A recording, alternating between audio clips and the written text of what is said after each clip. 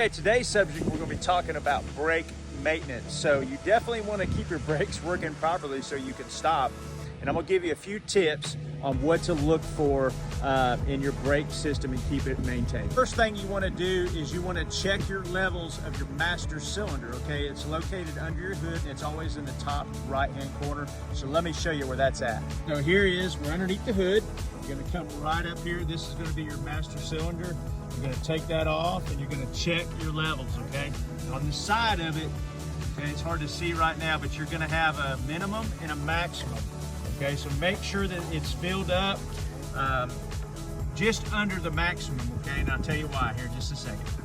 So the reason why you want to make sure that your brake fluid is filled up to the max or just under it is because when you step on the brake, all of the oil that's in the brake fluid that is in the master cylinder will go into the brake lines for that to give pressure in order to stop the vehicle.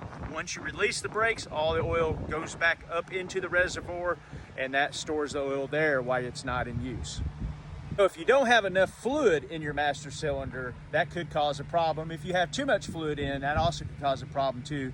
And create too much pressure and could blow a line. So you just need to know, just put the right amount of brake fluid in the master cylinder. So a tip on brake fluid, make sure you check with an auto parts store or your manufacturer's shop and make sure you get the right brake fluid. Also, don't use just anything that's been laying around the house for a long time because brake fluid draws moisture real easy. So if it's already been open or it's been sitting a long time, go ahead and toss that and get some new brake fluid. A lot of you might want to know, well, when do I get my brake fluid checked? Well, when you go into the shop and they check your fluids, like you get your regular oil changes, they're going to top off anytime that's low. They're going to top off windshield washer fluid. They're going to top off brake fluid and all that stuff. So don't worry about that then, but just check it yourself, okay? Just to make sure.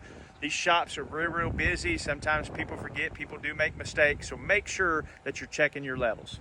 Okay, so when you go to the shop and you start getting 25, 30,000 miles, now every time you get your oil change, they're gonna inspect the brake pads and rotors, okay? The rotors are the metal that's around your wheel, okay? They have just a small line all the way around. And I'm keeping this simple, guys, I'm keeping it simple.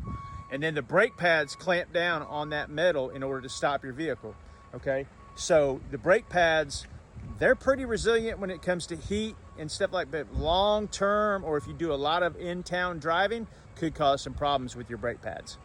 So if you wait too long to get your brakes changed, what's going to happen? Your brake rotors are going to warp or they're going to get grooves in it, and you only have so much metal you can turn, but you can maintain your current rotors if you get your brakes changed on time. So if you need more information about brake systems, maintenance, fluid checks, what kind of brake fluid should I buy, you can reach out to me or just check your owner's manual.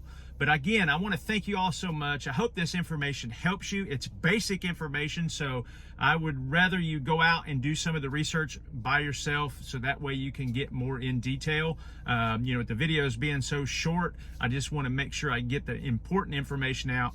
But always check your owner's manual and it will tell you exactly what to expect.